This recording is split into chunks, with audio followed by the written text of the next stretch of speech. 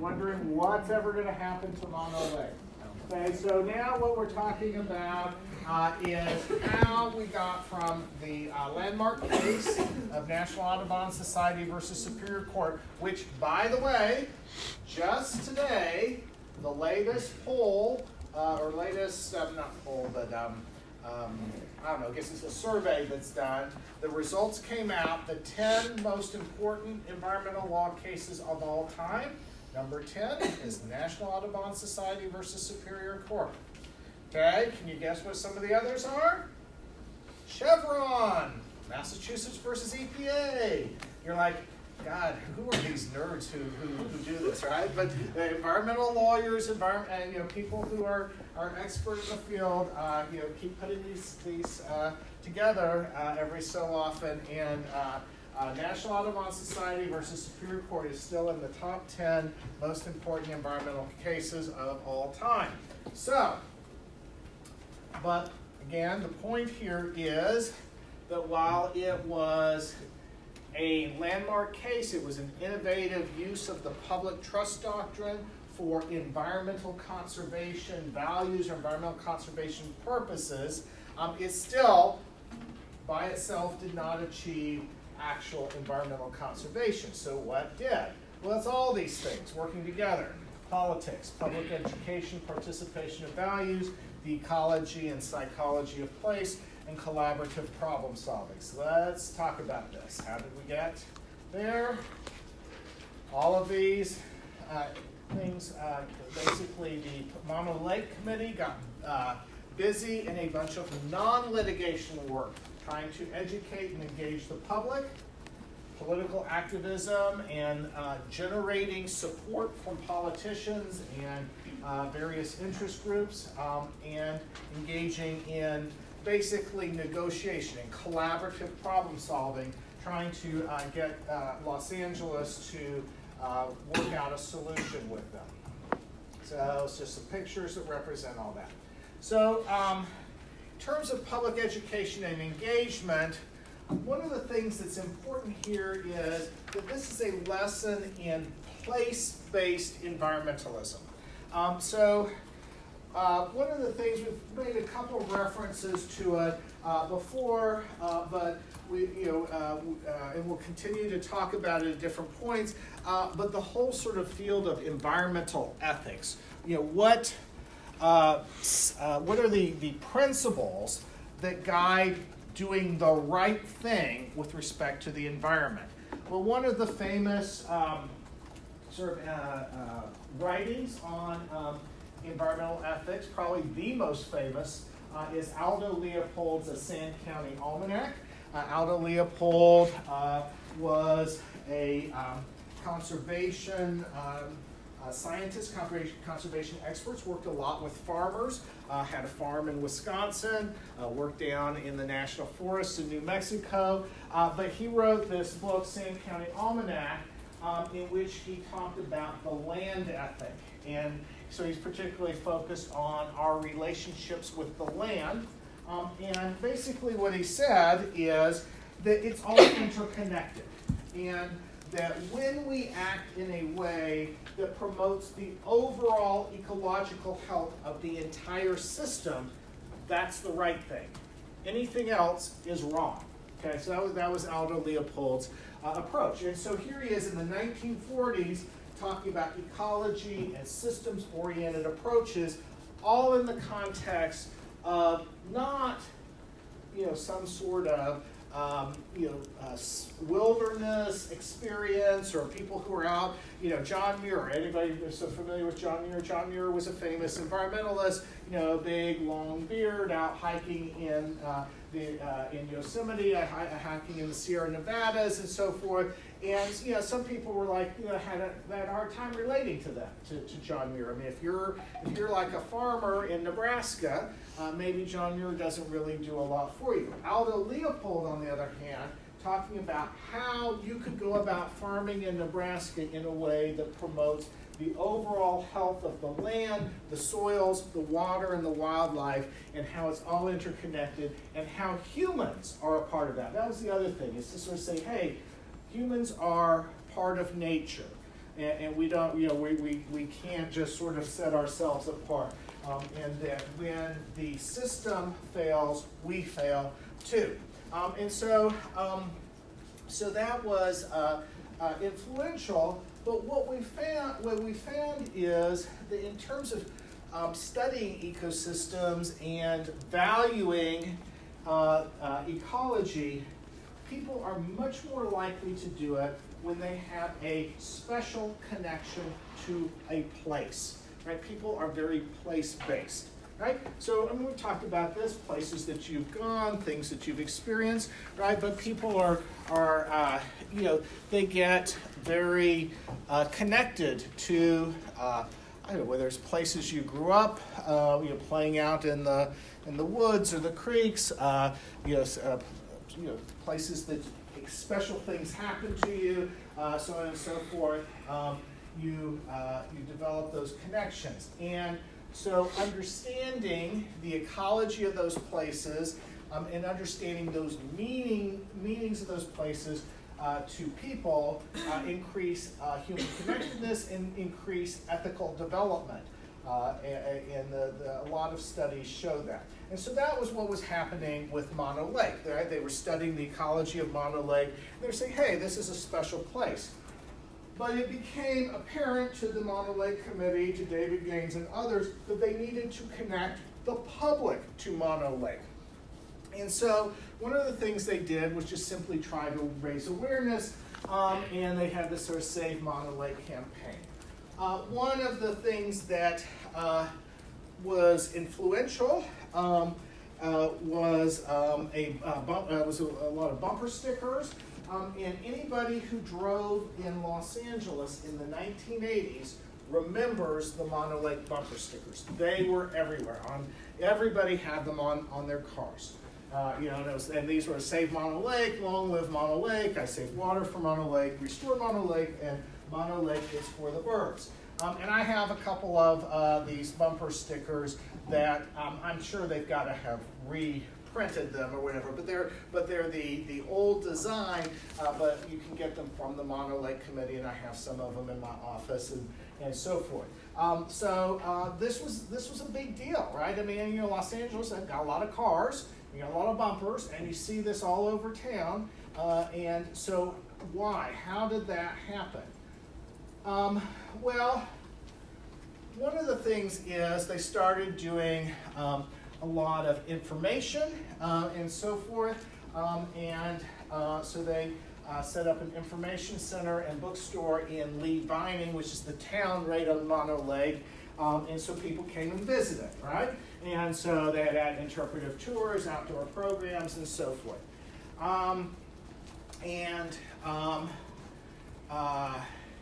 Displays, they had created a website, they had these traveling programs, informational programs that go all over the state, they have their slideshow and so on and so forth, and they talk to various groups. But one of the most significant things that they did was they had programs for youth and children in Los Angeles. Now, some of it involved getting the kids from LA up to Mono Lake, but it's long ways, it's expensive. I mean, who has that kind of time? So they did a lot of outdoor education programs in Los Angeles. They basically wanted the kids to connect to nature around them and get thinking about this. But this was a lot of where the bumper stickers came from, because the kids would come home from school and they would get everybody in their family on board with saving Mono Lake, right? I mean, just imagine, what a brilliant strategy, right? I mean, if you were mobilizing school kids, right, all of a sudden, now this awareness builds and this support for Mono Lake builds. They set up a program in Los Angeles, and one of the things, and this gets to some of the issues that we've talked about, justice and cultural competence, they decided to focus quite a number of their programs on inner city residents in Los Angeles, to say, hey, there are people who are low income, and if saving Mono Lake is going to be mostly for well-off people who like to, get in their cars and drive up to, Yosemite area, up to the Sierra Nevada mountains and so forth, then that's not going to work, right? There's going to be disconnect. There's not going to be widespread support. It's going to be viewed as this elitist thing. And it's not going to build environmental ethic among everybody, right? And so they had a lot of programs with school kids in lower income neighborhoods in Los Angeles. They had these water conservation assistance programs where they provided free low flush toilets and free low flow shower heads to people in these neighborhoods, because how are they going to afford? I mean, they're not going to have extra money sitting around to make those changes. They partnered with a variety of organizations in Watts and East Los Angeles and Korean Youth and Community Center and so on and so forth. And so those partnerships with neighborhood-based organizations, particularly in low-income neighborhoods of color, made a huge difference to them. And they started getting a lot of national and state media attention. Okay? Let me see if that's on the next slide, by the way. Oops. Let me go back here. Okay, so let me stop with the national and state media attention. All right. So one of the main facts that should have told everybody that the Mono Lake Committee was ultimately going to win this was not that this battle to save Mono Lake appeared in National Geographic, Smithsonian Magazine, Time Magazine, bunch of big newspapers. All that's interesting, but it should tell you that they're going to win because it appeared in Sports Illustrated, right? Sports Illustrated. So lo and behold, if you're getting an environmental conservation effort in Sports Illustrated, okay, that's getting some attention, some national attention, right? So they got a lot of attention. And this is the current, well, it was a few years ago, the Mono Lake Committee's Information Center. And any place that is by a barbecue place is well worth visiting, right? Yeah, you're right. So they gained 20,000 new members. A lot of people noticed that the public seem to be talking about environmental values and environmental ethics. And there was a survey. And the survey said that, the survey showed that consumers were willing to pay between $42 and $94 more per year, per household, for water in order to save Mono Lake. And by the way, this would way cover the cost, right? I mean, so because think about how many millions of households are in Los Angeles, right? Okay, the LA Department of Water and Power has a huge customer base, so this would way cover any cost. Okay, so now basic economics, right? So people who are kind of take a more market-oriented approach would say, hey, if the consumers are willing to pay for it, then there will be a supply of that, right? I mean, that should happen. The LA Department of Water and Power should offer this to the consumers. And did they? The answer is no. Of course they didn't.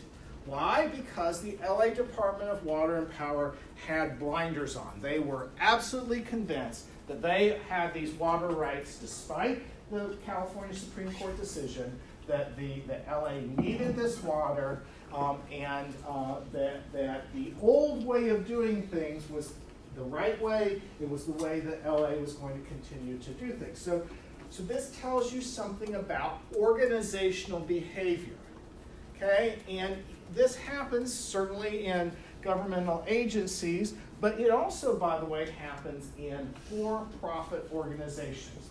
organizations that are presumably motivated for profit will do things that are ultimately harmful to their bottom line, to their profit, because the human beings running these organizations get this narrow way of thinking. They get this rigid way of thinking, and they cannot see what's really going on, right? And so that's what was happening here. So how's that going to play out? So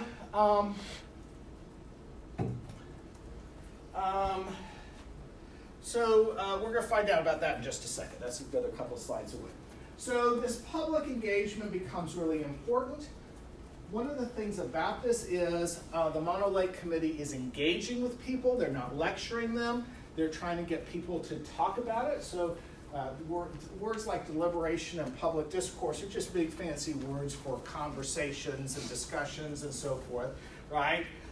They focused on equitable, low-income communities of color and underrepresented groups, and developing these relationships between people and special places of ecological significance, and so forth. And so there's growing political support, and that included a number of what political scientists call policy entrepreneurs.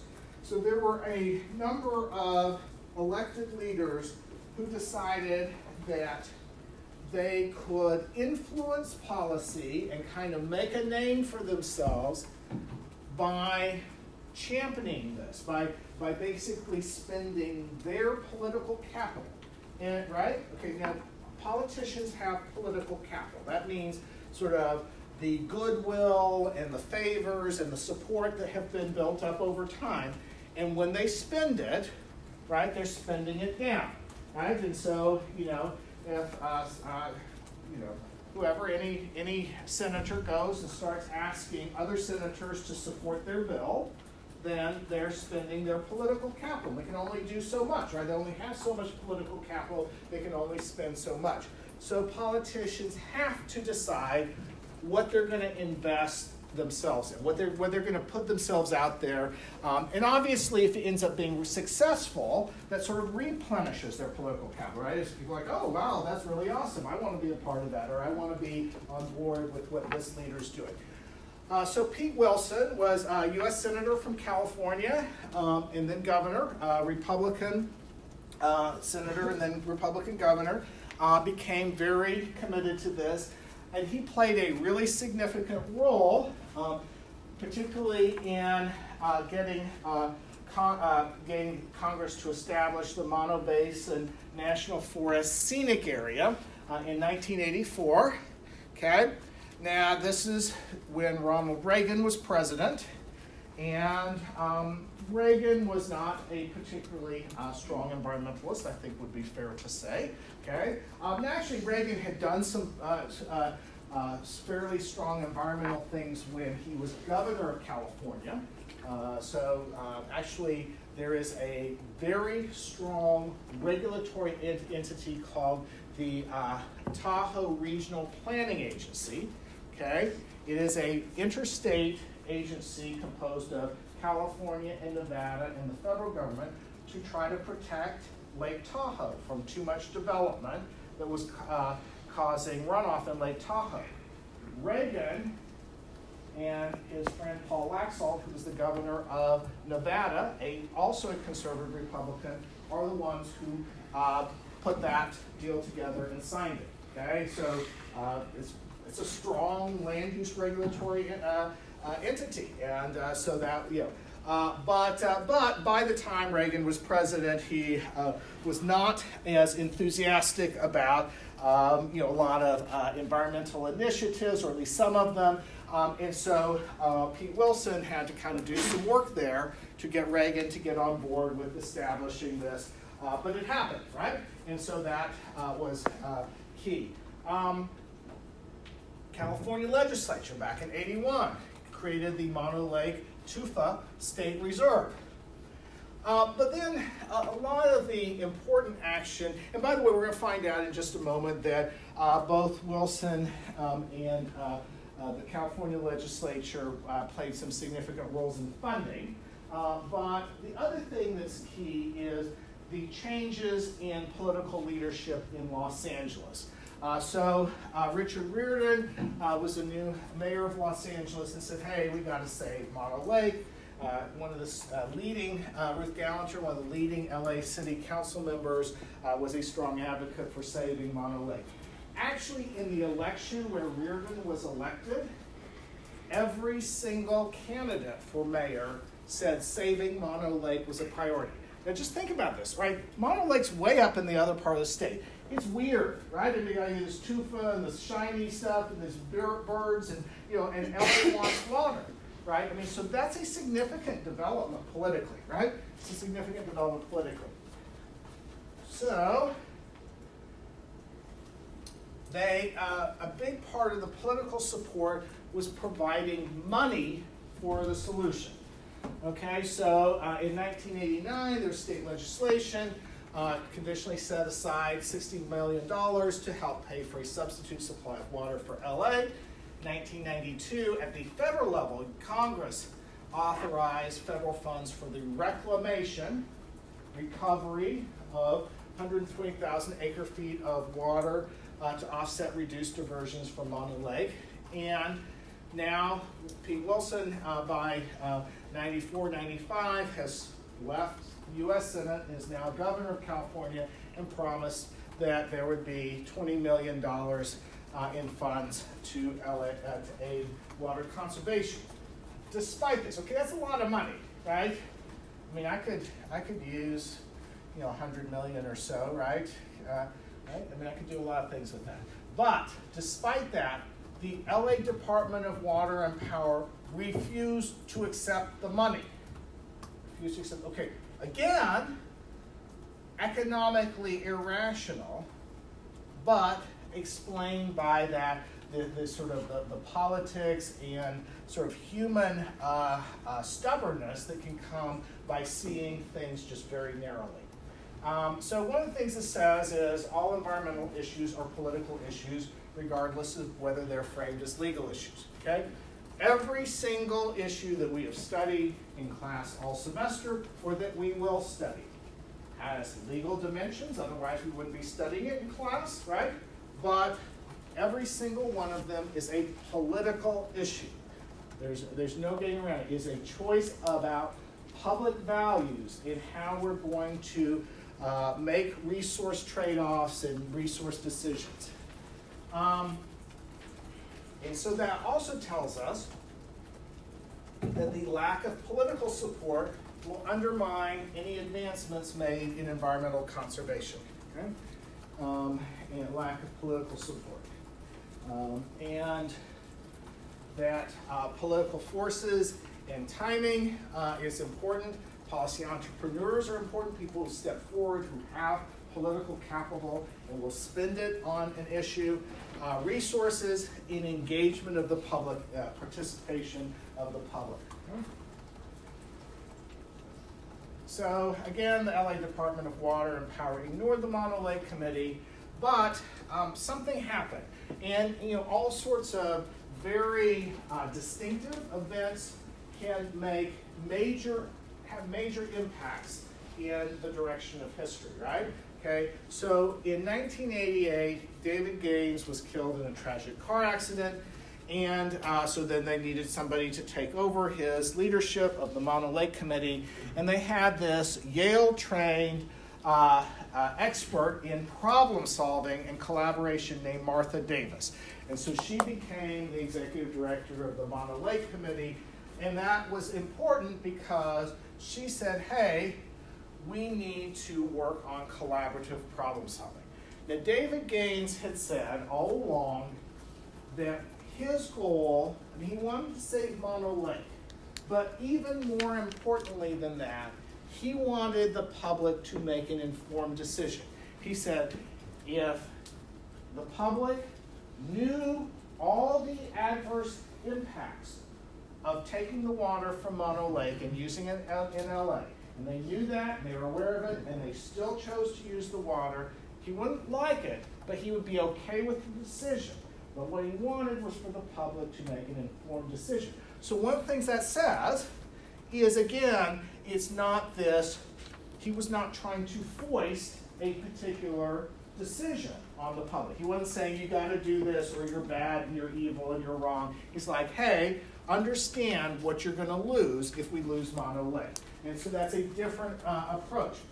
Martha Davis comes along and she takes it to the next step and she says, there is no way that we're going to get through this and we're going to reach a happy ending unless we figure out how LA can meet its water needs. Okay, bumper stickers are great. Money from the government is great. Political support is great, but the bottom line is LA is a growing area, and if we don't figure out some sort of way that LA can meet its water needs, they're just never going to give up the fight, right? They're just LA Department of Water and Power is going to keep fighting. So that's so LA Department of Water and Power said, well, if Mono Lake wins, LA loses. Right? That was their way of looking at it. So she said, the point here is not to say we don't want water for LA.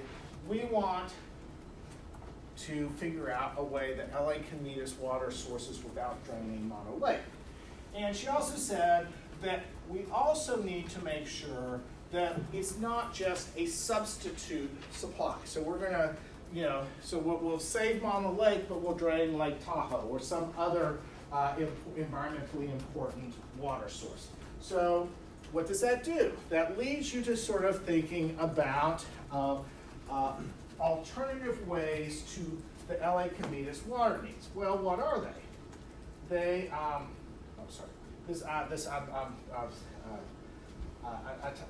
let me come back to this slide. Conservation and reclamation. Okay? Conservation and reclamation are the keys. So conservation being reducing the amount of water usage per person, being more efficient, simply using less. So low flush toilets, low flow shower heads, not just pouring clean water onto golf courses or onto all those plants in the shopping mall parking lot that don't necessarily need pristine Mono Lake water to be watered. Okay? Reclamation is about runoff. It's about wastewater and turning it into water that can be used. So I'm going to come back to this slide in just a moment. Let me go back. So one of the things that they had to get around was this slowness of the LA Department of Water and Power to negotiate. And I said, organizations do this. They get entrenched. Organizations become entrenched in a certain way of looking at the world, right? And individuals get entrenched. Psychology tells us that everybody has ways of framing the world, these mental constructs in our mind that are how we look at the world. And we can become very entrenched in them, and we can fail to see alternatives that may actually be better for us, maybe better for everybody. And so that was part of what was going on with Department of Water and Power.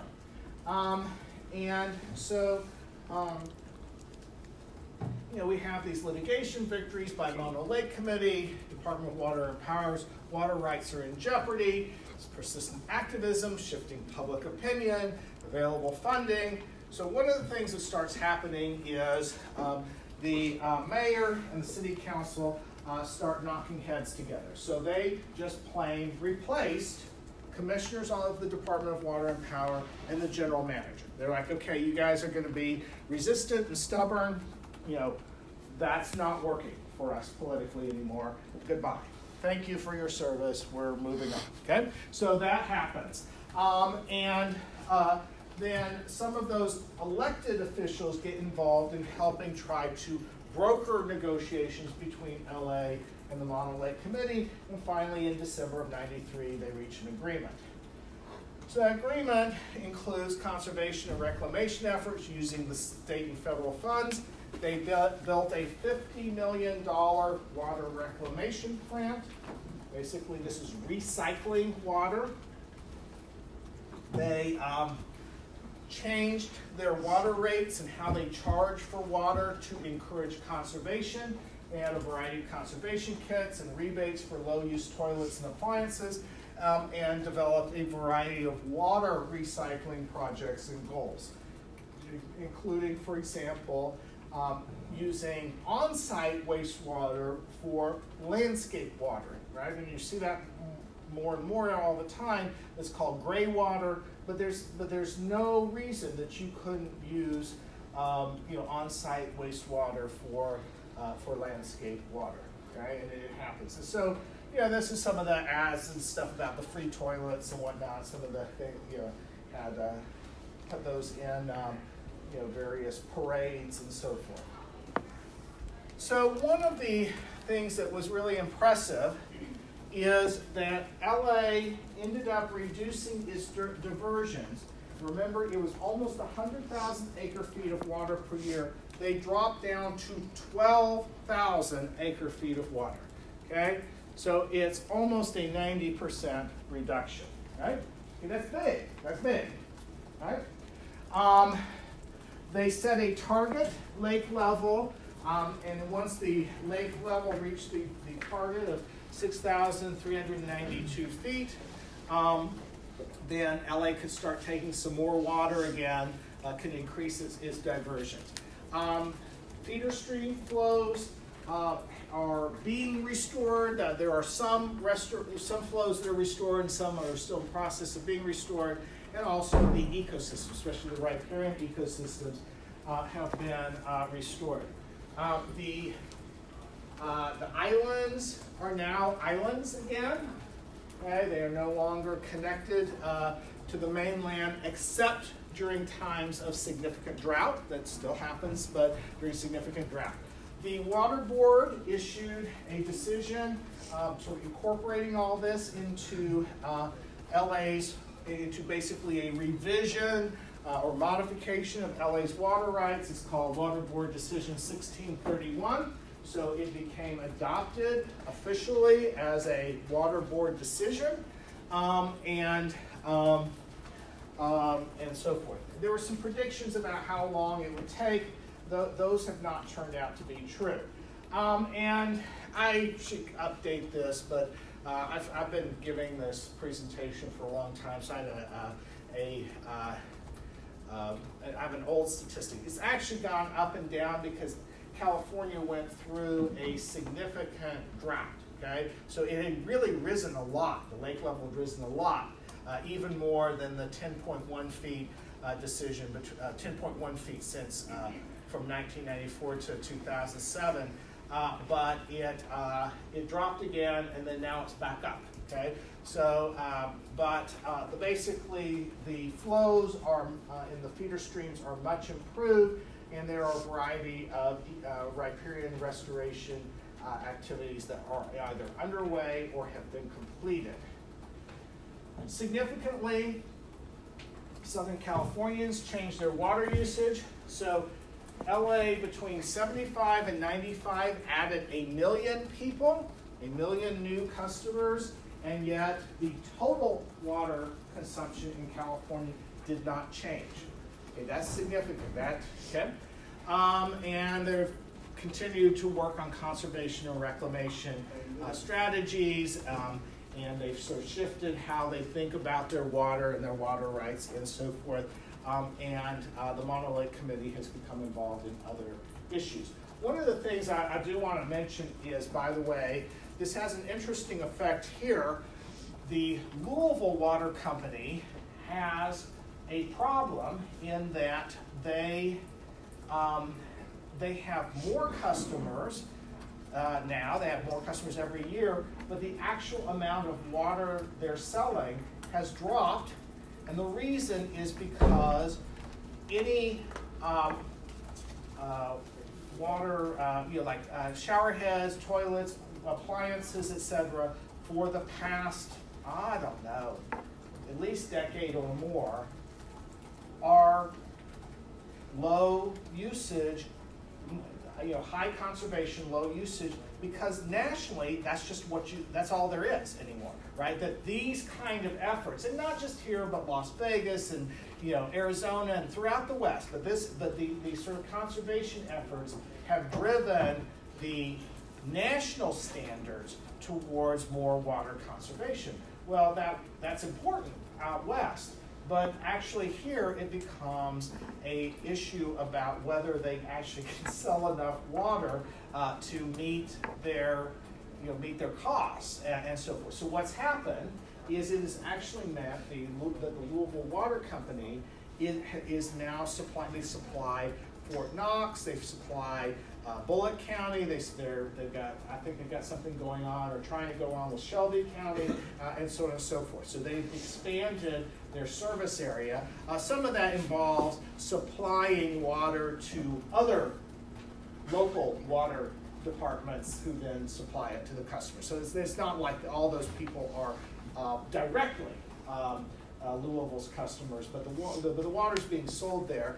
And in some ways, it's actually had a really good result because Louisville Water Company is very well managed, and our water is really good. It's really relatively clean. We're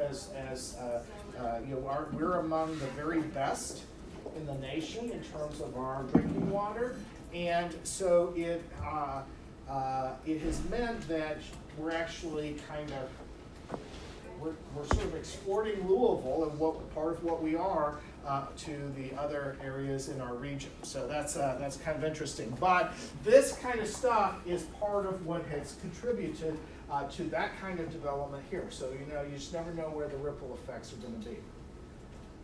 Okay, so there's some pretty pictures of all this and so forth. And so there are some various issues. There is ongoing issues about restoration efforts. There's ongoing land development pressures around Mono Lake, issues about funding and staffing, and of course, climate change and drought. And so, but what this says overall, and what you should be thinking about for every single one of the problems that we're working on in class, is all of those non-legal factors that you have to consider with your legal analysis. You do your legal analysis, but what are the politics of this? How can you engage in multi-stakeholder collaboration? How can you engage and educate the public? Place-based kind of connections that people have, funding and resources, those kinds of things, right? So just to think about that, the issues we're dealing with are not going to be solved just by a judicial decision, just by a statute, just by a regulation. Those are important. The cases are important. The statutes are important. The regulations are important. But the issues are much broader. The problems are much broader. You have to think about the non-legal. Okay, questions? Okay. All right.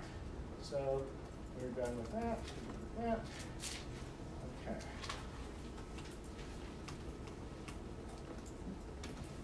Out.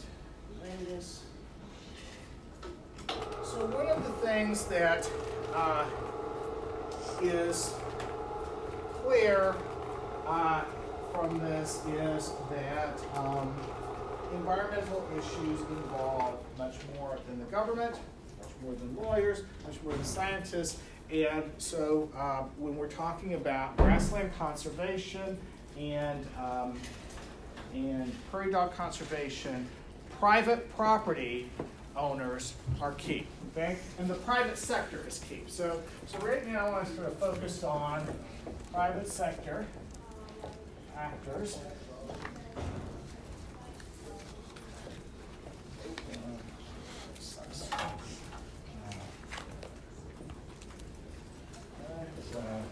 Private sector actors.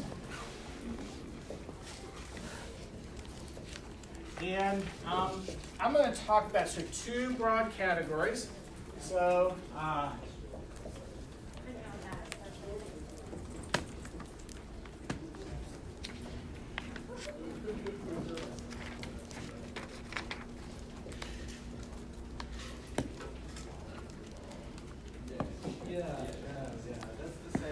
this businesses, industries, other resource users and polluters, and private property owners.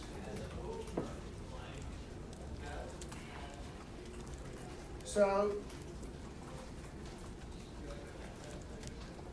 we might be thinking, for example, about a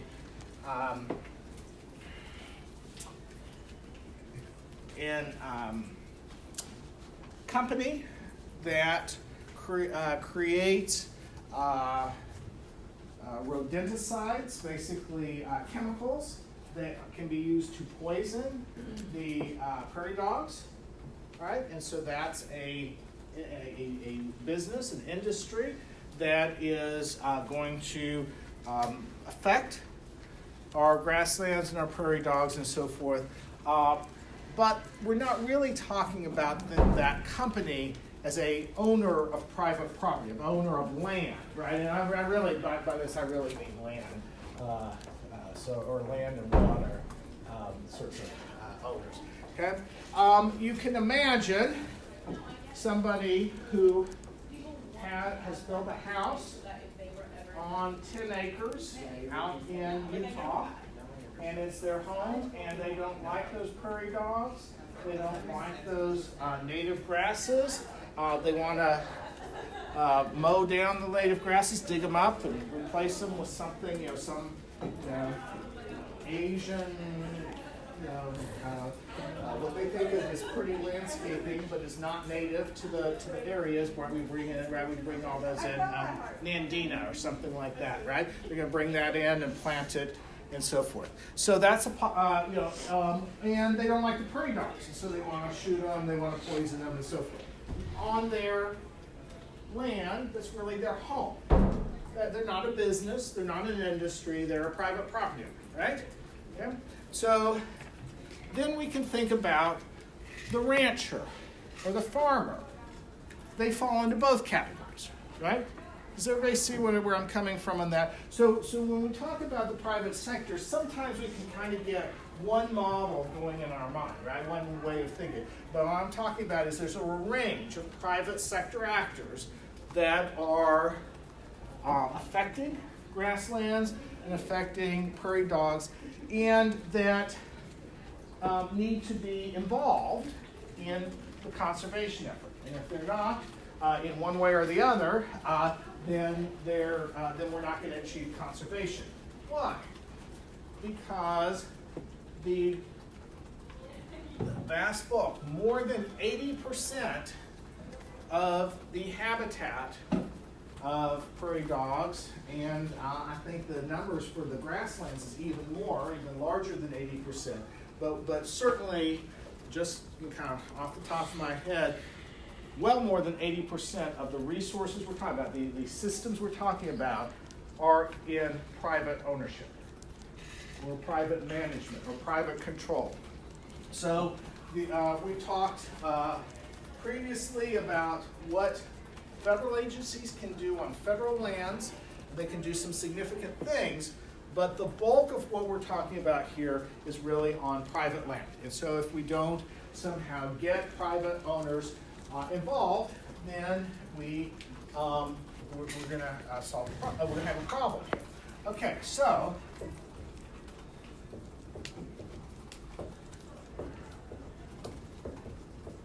one possibility is just regulation of private activity, right? So one thing that we've already studied is the ESA. If a species is listed as threatened or endangered, then any person or entity cannot take that species, cannot harm, harass, kill, shoot, wound, trap, etc. That species, that critter, without getting a permit, incidental take permit, doing a habitat conservation plan, and so forth. Okay, so far, which species of prairie dog is listed?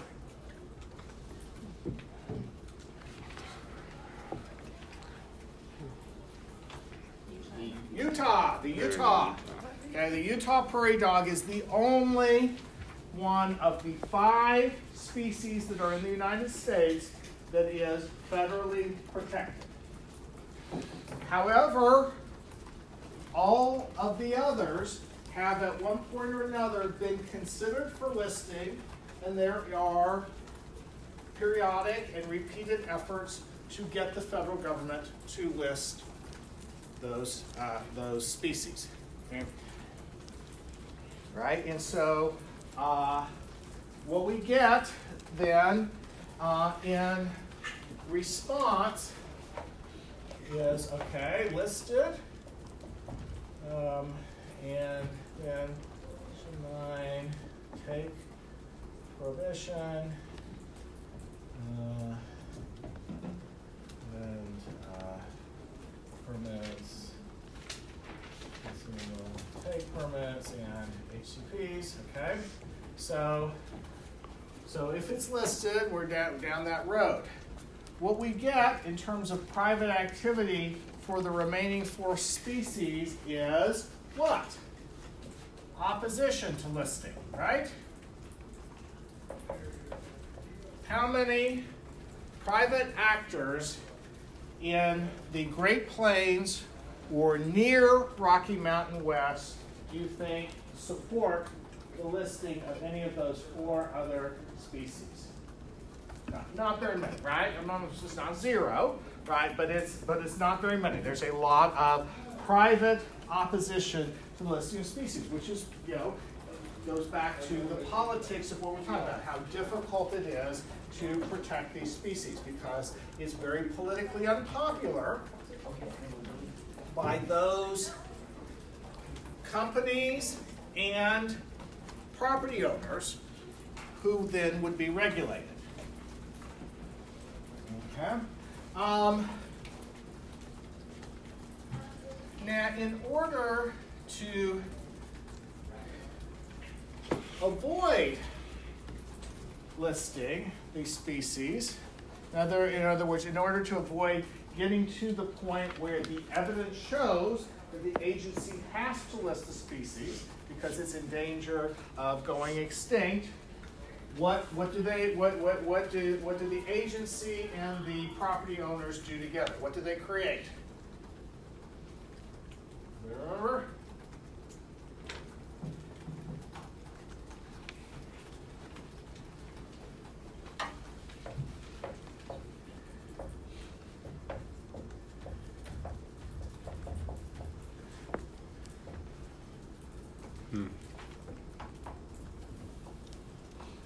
Candidate conservation agreements with assurances, and other kinds of regional plans.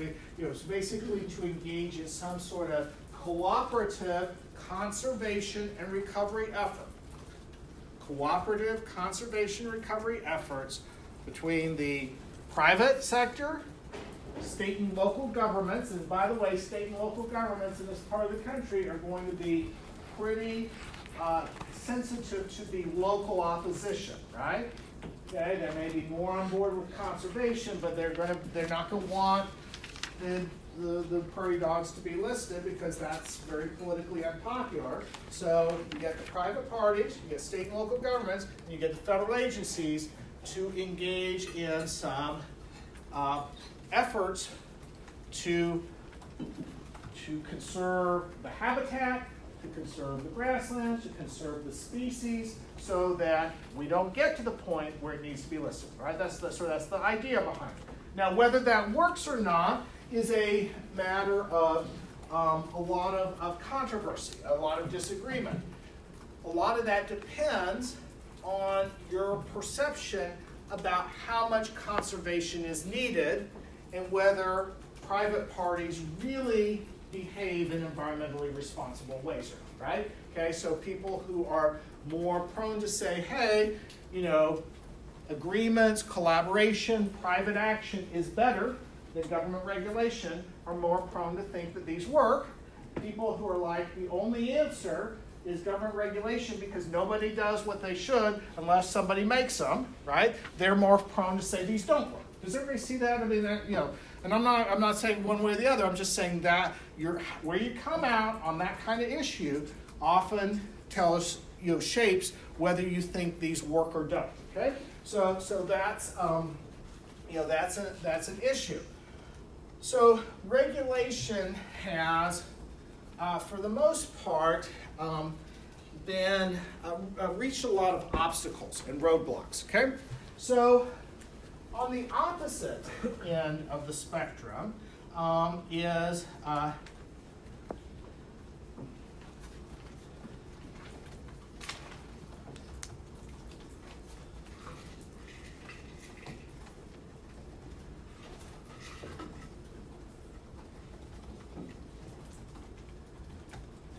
purely voluntary, environmentally responsible behavior. Okay, purely voluntary, environmentally responsible behavior.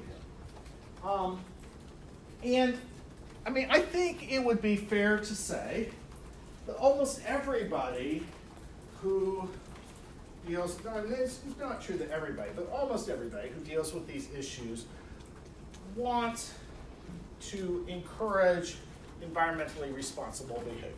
I mean, yes, there are people who are like, I want to do whatever I want with the environment. Who cares about the prairie dogs? Who cares about the grasslands? Okay, there are people who are like, I have the freedom to be irresponsible environmentally, and I want to be so that yes, that's out there. But for the most part, in the conversations that we have about environmental law and environmental policy, everybody's pretty much on the same page of, hey, we want to encourage environmentally responsible behavior. There's a lot of disagreement about what does that, what counts, who does it, etc. Right? Okay, I'm sorry.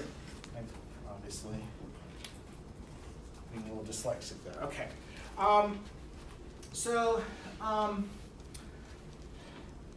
again, there are going to be folks who say this is never going to happen. Nobody is going to engage in environmentally responsible behavior unless they have to. And yet, there is evidence of private parties that engage in pretty environmentally responsible behavior on their own. And the question is why, okay? Well, with companies, we see that there has been this trend towards adoption of environmental standards for how the businesses operate, in part because consumers like that. It's partly a marketing strategy. It's also in part because a growing number of executives in these companies are people that just kind of care about the environment, right? They don't want their kids to grow up in some sort of toxic wasteland, right? I mean, they're people too, they have kids too. I mean, it's not all just sort of profit machinery. So we see evidence of that. We see, that was in one of the readings earlier, right? There's some, Walmart and what they're doing and so on and so forth. There is the potential that some of this is actually not much action, it's a lot of hype. That's what's called greenwashing. Greenwashing is this sort of where, the company says, hey, we're doing all these amazing things, but in reality, it's not that amazing, and it's not having that much effect. They're just trying to get credit. Okay, so that happens.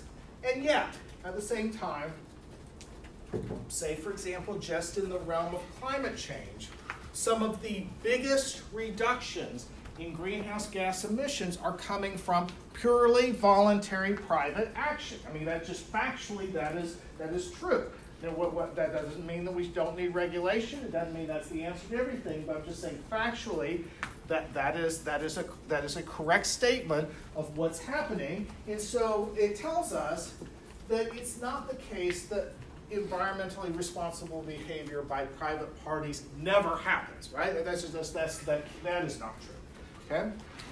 But nonetheless, even when we're talking about corporate behavior, there's some motivation, right? I mean, it's really generally not just purely altruistic, right? Mother Teresa is not running all the companies of the world or doing all the ranching or something. There's something else going on.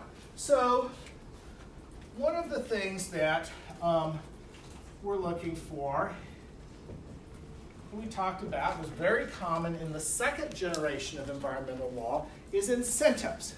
Incentives for private environmentally responsible behavior. Well, tax benefits, financial support, assistance, benefits, technical support, assistance, benefits.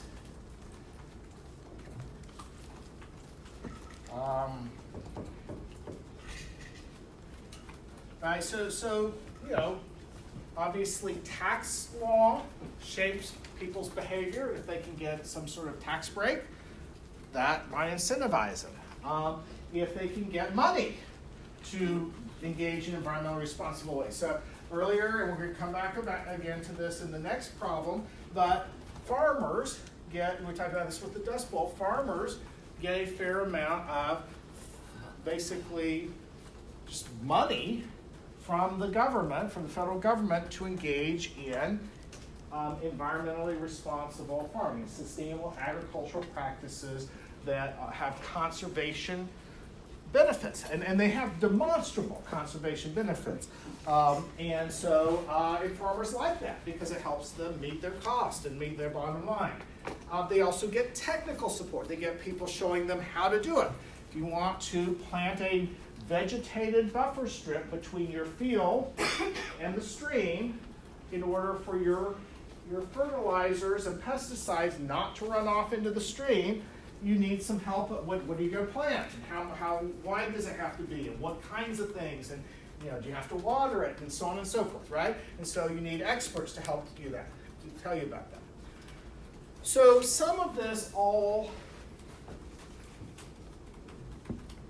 comes together with conservation easements, okay?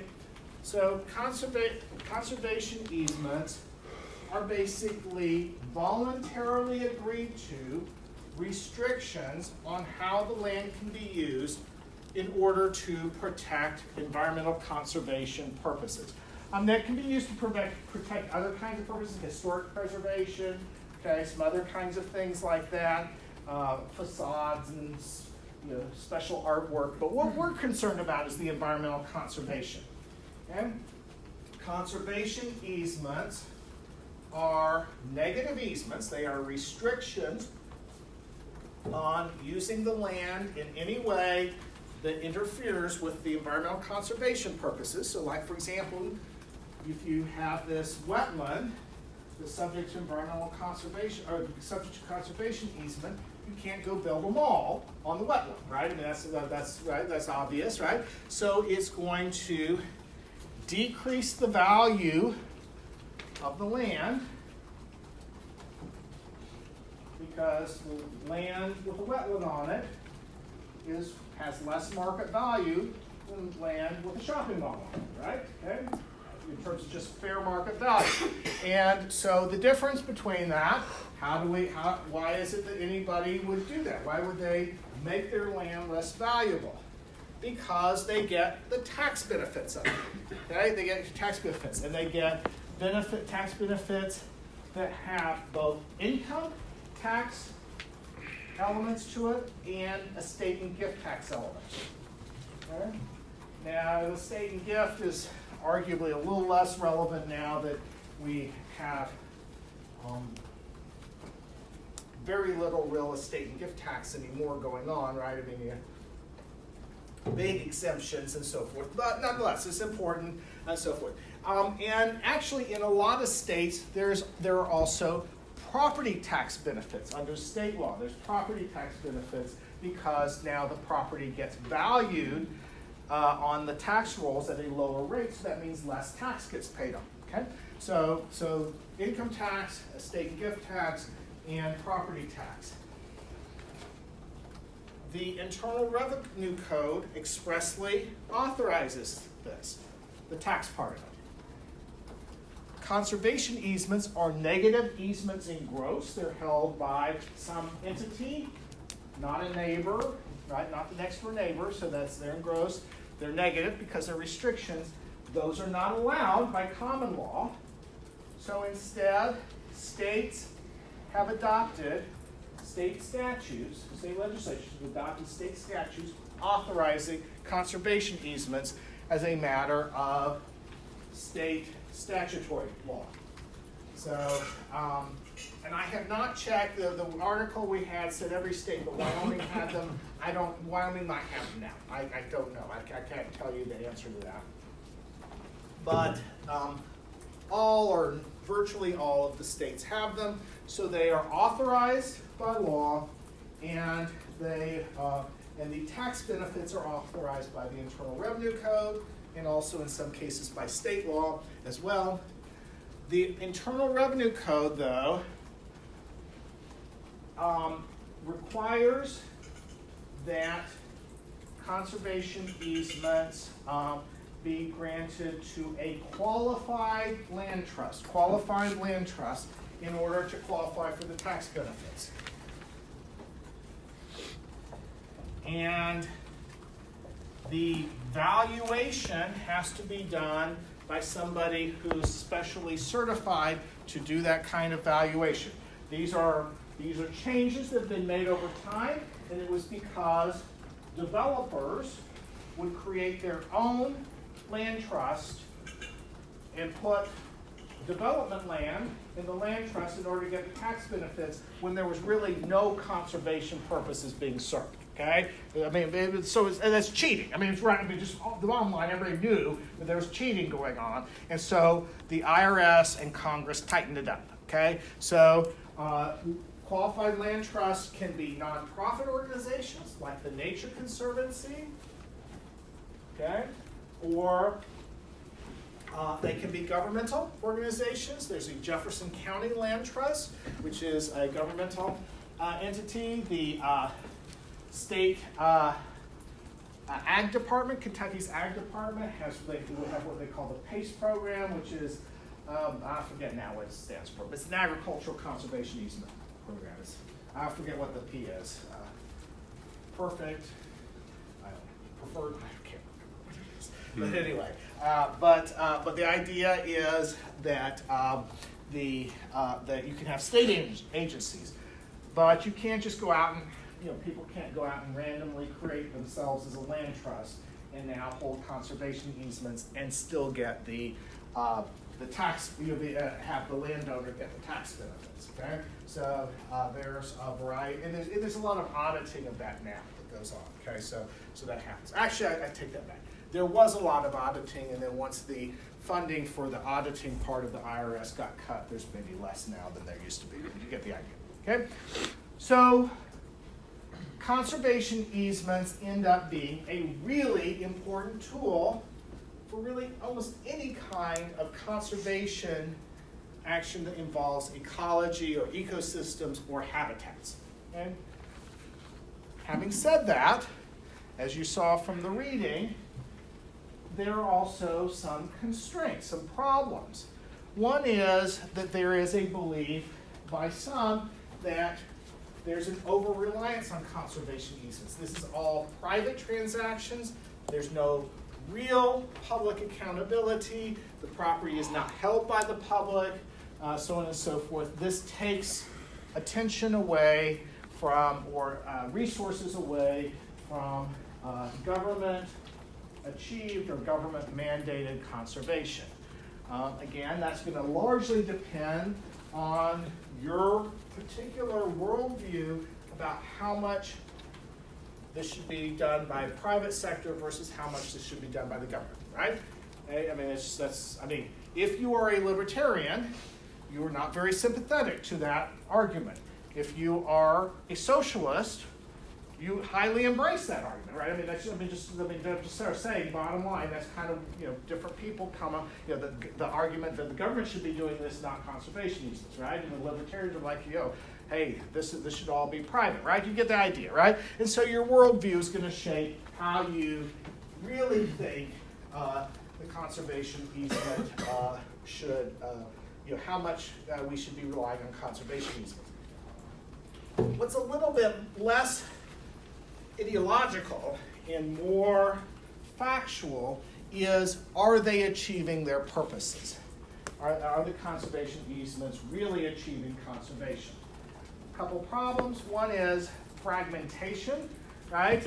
It becomes difficult to have large tracts of contiguous ecosystem lands or habitat corridors that are needed ecologically and biologically to sustain the ecosystem or sustain the species, right? So you need big amounts, and they need to be connected, and they need to be connected in certain ways to have these corridors, to have these patch dynamics, and so on and so forth.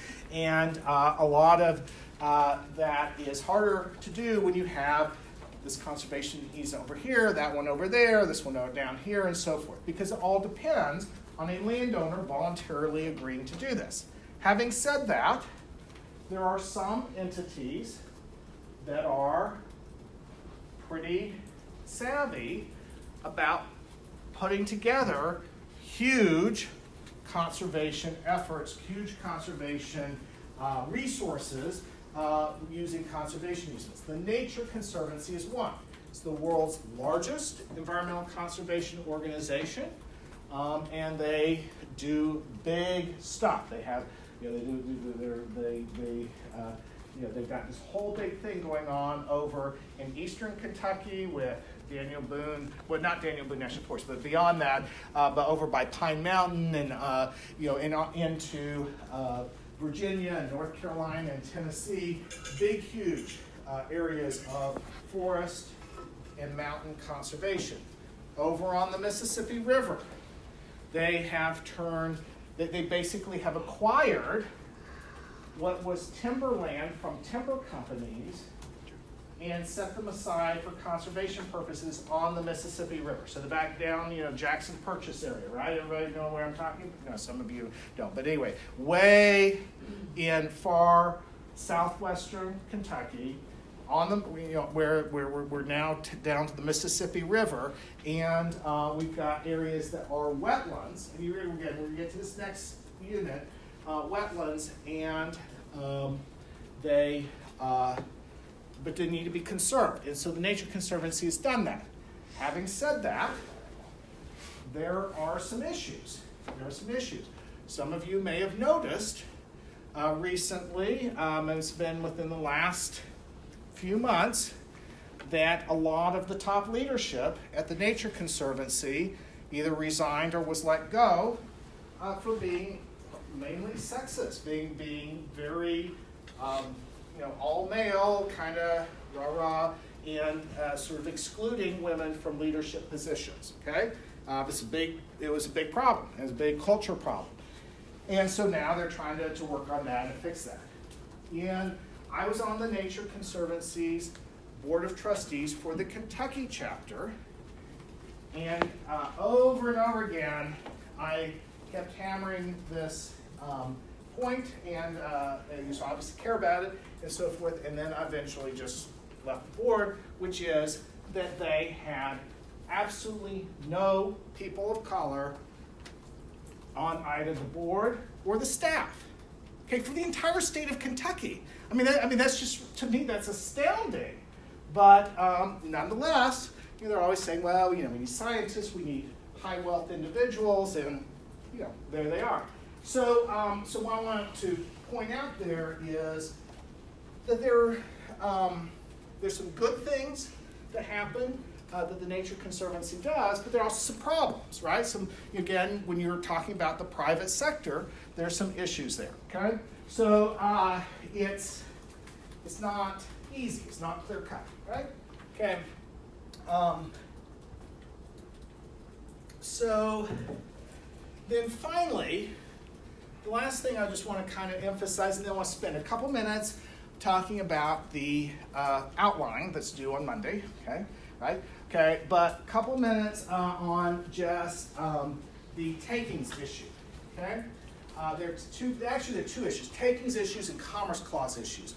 So what you see is a lot of private parties and private landowners pushing back against the Endangered Species Act and other sort of conservation-oriented regulations saying this is taking my private property without just compensation under the Takings Clause of the U.S. Constitution, Fifth Amendment, right? Okay, but everybody, okay.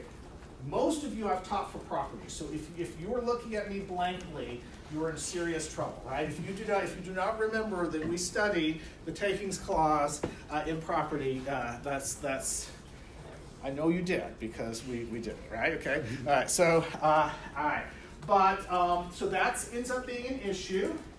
The other thing is Commerce Clause issue. What about a purely intra-state, inside the state species? Okay, does Congress have authority under the Commerce Clause of the U.S. Constitution to regulate, to protect a purely intrastate species? So far, most, but not all of the cases have said that that endangered species are inherently commercial in some way or another. They either substantially affect interstate commerce, they're in interstate commerce, something of that sort. Land development is interstate commerce, etc. So that there have been, that's sort of how the majority of cases have gone. That's why you have PETPO, right? That's what part of the point of that case is to get you kind of looking at that. But it's unclear. It's unclear where we're going with this because you know that the Supreme Court has tried to rein in some of the scope of Congress's regulatory authority, saying, hey, there are some outer limits to the Commerce Clause, and not everything counts as interstate commerce, right? And so who knows where this will go in the future, and especially as the personnel on the court change, I could see some purely intrastate species in a 5-4 decision be held by the Supreme Court to be beyond Congress's interstate commerce power. Maybe not, depends, but we'll see. Okay, so that's something to think about in terms of thinking about how we would try to harness private action for grassland conservation and prairie dog conservation. Okay, so I want to end here. On Monday, we're going to talk about this problem and work our way through some solutions. We've covered a lot of law, some non-law tools and instruments as well. Okay, the best way to organize an outline on these problems is solution by solution. Think through what some of the solutions are as assistant director, and then put your legal analysis, your little mini legal outlines under that, right? Now some of them might be copy and paste, right? So if, for example, you've got federal land management action, right? That might be challenged under the APA, right? You're probably going to have to do a NEPA analysis. Another possibility is listing the other prairie dogs as a possible solution, right? Well, that's ESA analysis, but there's also a NEPA analysis with that, right? Does everybody see that? There's also an APA analysis because somebody's going to sue you over it, right? Somebody's going to sue you over pretty much anything you're going to do. So you're going to have to think through that, what's standing, etc. Okay, so some of your analysis might refer to previous analysis, or it might be copy and paste, right, type of stuff, right? But again, think about what you're going to do in the real world, practice, right? You're going to deal with multiple possible solutions, and you're going to have to think through the legal implications of each and every one of them, right? You can't just sort of say, oh, well, I talked about the APA once, I'm never going to talk about it ever again, right? Unfortunately, I know it's more work, but something to think about, right? But what we're aiming for here is problem solving. Think through what are some possible solutions. What are some possible solutions to the grassland and prairie dog? And they can be big categories of solutions, but that's ultimately what your client is asking you to do, right? The client is not asking you just to excel at regurgitating the Endangered Species Act, right? They're asking you to help them solve problems. Does that make sense to everybody? Okay, now don't get carried away with this. If you end up having 42 possible solutions, that's too many. I mean, first of all, you couldn't possibly do all of them, but that tells me that you're making them too micro, right? I mean, you're right. You're coming up with too many little things, right? You need some bigger categories of things, right? If you come up with 2 solutions, it's too few. It's too few, right? So I think I've came up with something like 8 or 10. Okay, and you do not need 8 or 10. Okay, you do not need 8 or 10, right? Because part of the idea is just to get you moving towards going through this analysis, get you taking the next step towards where we want you to be at the end of the semester. All right, so don't get carried away with this, but again, that gives you some feel for what's going on. Okay? Oh, and I meant to send this around. Before you leave, sign the rosters right here.